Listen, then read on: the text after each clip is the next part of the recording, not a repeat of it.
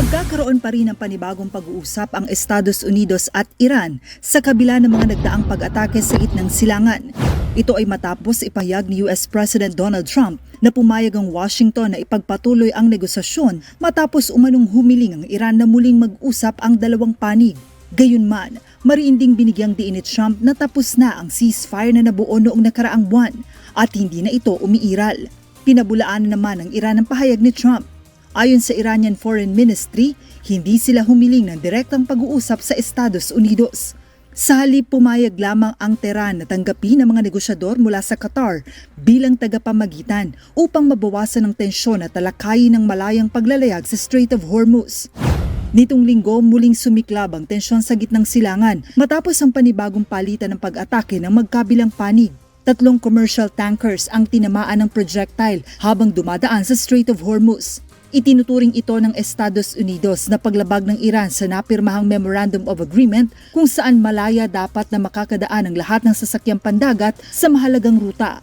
Dahil sa paglabag sa MOU, naglunsad ang Estados Unidos ng mga pag-atake sa mga target sa loob ng Iran, na sinundan naman ng missile at drone attacks ng Tehran laban sa mga US military sites sa mga bansa sa Gulf. Sa kabila nito, walang naitalang bagong pag-atake nitong Biyernes habang patuloy ang pagsisikap ng mga mediator sa rehiyon na maibalik ang diplomasya.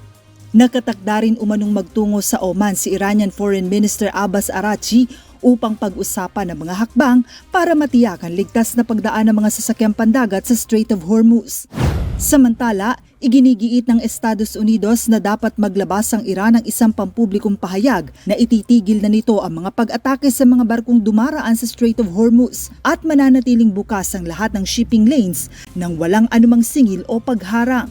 Babala ng Washington, kung hindi ito gagawin ng Tehran ay maaaring humarap ito sa mas mabigat na problema. Bilang tugon, sinabi ng Iran na anumang paglabag ng Estados Unidos sa mga napagkasunduan ay sasagutin nila ng katumbas na hakbang.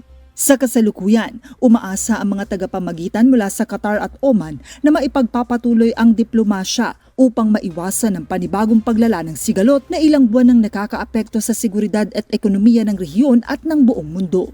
Joanna Ano, UNTV News and Rescue. Diyos ang aming sandigan, serbisyo publiko ang aming pinahahalagahan.